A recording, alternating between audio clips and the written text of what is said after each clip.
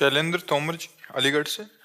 जी। राधा राधा राधा वल्लभ श्री हरिवंश महाराज जी, आपके चरणों में कोटि कोटि प्रणाम। महाराज जी, आपके एकांतिक वार्तालाप में अच्छे और बुरे परमाणुओं के बारे में सुना है। गुरुदेव, मैं पुलिस विभाग में कार्यरत हूँ। वहाँ सभी प्रकार के लोगों से मिलना जुलना होता है। वो ऐसी जगह बैठना और खाना पड़ता है जहाँ नहीं बैठना चाहिए। जीवन में कई बार महसूस भी हुआ है कि बुरे परमाणु मुझ पर हावी हो रहे हैं। क्या ये बुरे परमाणु हमारे व्यवहार पर असर डालते हैं? अगर डालते हैं तो बहुत जोर का डालते हैं। को न कुसंगति पाए नसाई, रहे न नीच मते चतुराई। जो कुसंग के परमाणु हैं वो बहुत विपरीत भाव पैदा कर देते हैं। आपका स्वभाव नहीं है, लेकिन कुसंग का प्रभाव आपसे गलत करवा सकता है, गलत सोच करवा सकता है। हाँ, एक स्थिति होती जहाँ कुसंग का प्रभाव नहीं पड़ता। जो रहीम उत्तम प्रकृति का कर सकत कुसंग, चंदन विष व्यापत नहीं लपटे रहत भुजंग। यदि उत्तम प्रकृति अर्थात भगवत स्मरण परायण है आप, तो देखो लंका में कुसंग ही कुसंग है, पर विभीषण जी के ऊपर कोई फर्क नहीं पड़ा। हनुमान जी भी लंका में प्रवेश कर रहे हैं, लेकिन कोई कुसंग का असर नहीं हुआ, क्योंकि हृदय में भगवान का चिंतन है। प्रविश्य नगर की जय सब काजा, हृदय राख कौशलपुर राजा। यदि भगवान का स्मरण चल रहा है तो फिर कुसंग का प्रभाव नहीं पड़ पाएगा। आप जो भोजन है वो अपनी थाली का उतना पवित्र होना चाहिए जो भगवान को अर्पित करने लायक हो। ऐसा पवित्र नहीं होना चाहिए कि भगवान को अर्पित ना कर सके। अपनी थाली का, हमारी थाली में आ गया वो हमारे लिए भगवान को अर्पित करने लायक। अब जैसे मांस आदि है, ये भगवान को अर्पित नहीं कर सकते। जो निषिद्ध पदार्थ हो भगवान को अर्पित नहीं किया जाता।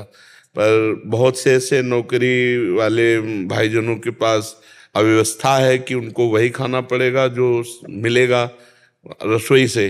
तो रसोई में प्याज लहसुन तो प्राय पड़ता ही है। आपके पास भी यही समस्या होगी, प्याज लहसुन तो पड़ता ही है लगभग। 1 वर्ष से आपकी वीडियो सुनी है, उसके बाद छोड़ दिया है। पूरे परिवार जुड़ गया है और बिल्कुल कहीं बाहर भी अगर खाना होता है तो पहले पूछते हैं, और नहीं तो फिर ऐसे ही चले जाते हैं फल खा के। नहीं, बहुत सुंदर, ये तो बहुत बड़ी तपस्या है। ये तो बहुत बड़ा धर्म की रक्षा के लिए व्रत है। बहुत भगवान की आपके ऊपर कृपा है, आप इस पे चलिए। और नाम जब अगर पकड़ लिए तो कोई भी परमाणु कुसंग का आपको परास्त नहीं कर सकता है, हमारी बात मान लीजिए। क्योंकि नाम जापक त्रिजटा लंका में रह रही, नाम जापक माल्यवंत जी, नाम जापक विभीषण जी, कई महाभागवत हैं जो लंका में है। और मंदोदरी भी गुप्त रूप से महान भक्त है। वो रावण का पता नहीं कैसा सौभाग्य कि मंदोदरी जैसी पत्नी मिली। वो भगवान के प्रभाव को जानने वाली, भगवान के स्वभाव को जानने वाली, और रावण की पत्नी थी। अब आप विचार करो कि इतना भारी कुसंग और ऐसी स्थिति, रावण का भाई है विभीषण, और इतने जोर का महात्मा, कुसंग इतने जोर का और महात्मा इतने जोर का।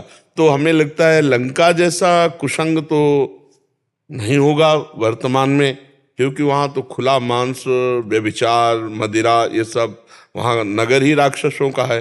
तो वहाँ भी भक्ति हो सकती है। तो हमें लगता है भक्ति हो सकती है। हम अपने आप को भगवान के स्मरण में तन्मय रखते हुए यदि हम किसी भी डिपार्टमेंट में कहीं भी हैं तो हमारी हानि होने वाली नहीं तो कुसंग का प्रभाव पड़ जाता है। कुसंग का प्रभाव बड़े बड़ों पर पड़ जाता है। अगर वो भगवत स्मरण से काटा ना गया तो उसका प्रभाव पड़ जाता है, परमाणुओं का असर होता है। तो जाके संग कुमति मति उपजय करत भजन में भंग, तजोरी मन हरि विमुखन कुसंग। इतने बड़े महात्मा भीष्म जी निर्णय नहीं दे पाए थे जब द्रौपदी का वस्त्र अपहरण हो रहा था और पूछ रही थी चीख करके। तो जब उपदेश कर रहे थे ना सरसैया में पड़े हुए, तो द्रौपदी जी बिहस रही थी। एक होता हंसना और बिहसना होता उपहास करना। तो ऐसे दृष्टि गई भीष्म पितामह जी, उनका बेटी उपहास क्यों कर रहे हो? बोले बहुत धर्म का निर्णय कर रहे हो इस समय। उस समय आपके वचन नहीं निकले थे जब मैं चीख चीख के कह रही थी मेरे वस्त्र उतारे जा रहे थे, क्या ये धर्म है?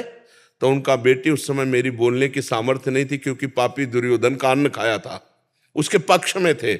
आज 6 महीना बाण में पड़े हो गए, सब नष्ट हो गया। अब बुद्धि शुद्ध, जो प्रश्न करोगे उत्तर दे देंगे। बहुत प्रभाव पड़ता है। एक परमहंस जी जंगल में एकांतवास करते थे, कभी किसी नगर से भिक्षा नहीं करते थे, कंदमूल फल जंगल के खाकर भगवत ध्यान में रहते थे। एक दिन राजा शिकार खेलने गया, उसने देखा उनको कंदमूल फल बिनते हुए, तो साष्टांग दंडवत किया, कहा महाराज एक दिन हमारे यहाँ भिक्षा पा लीजिए। उनका नहीं, राज अन्न निषेध किया गया है विरक्तों को। फिर दंडवत महाराज। आखिरकार आप जैसे परमहंस महात्मा यदि गृहस्थों के घर नहीं जाएंगे तो उनका घर पावन कैसे होगा? शास्त्रीय विधान से उन्होंने विनय ठीक किया राजा ने, और वो भी हठ में थे कि राजअन्न नहीं पाना चाहिए, शास्त्रीय विधान है, पर विनय जोर कर गई और महात्मा जी उनके यहाँ भिक्षा पाने गए। बहुत अच्छा। अब राजा के यहाँ तो क्या महल में सब सुंदर सुंदर भोग पकवान पाए। अब भजन में रुचि नहीं, बस राजा का चिंतन, और ये आवे कि कब राजा आवे और निमंत्रण दे। अब वो कंदमूल फल, सूखे फल अच्छे लगेंगे क्या? जहां राजा के यहाँ सुंदर पेय पदार्थ, रस फलों का और खान पान की सब सामग्री। 2-3 दिन में राजा फिर आ गए। महाराज अब कहना नहीं पड़ा, मना नहीं किया, चल दिए। अब वहां महल में प्रसाद पा रहे थे तो देखा रानी के श्रृंगार गृह की तरफ तो एक हार टंगा हुआ था। रानी ही स्वयं परोस रही थी, दासियों का प्रवेश नहीं था, तो परोसने के लिए लाने के लिए गए, वो हार उठाया, झोली में डाल लिया, प्रसाद पाया और जंगल में आ गए। जब रानी श्रृंगार के लिए, तो उन्होंने कहा महाराज हमारी निजी दास दासियों के सिवा यहाँ किसी का प्रवेश नहीं, और वो यहीं रहती हैं तो चोरी वो क्यों करेंगे? आपके महाराज आए, वो चुरा ले गए।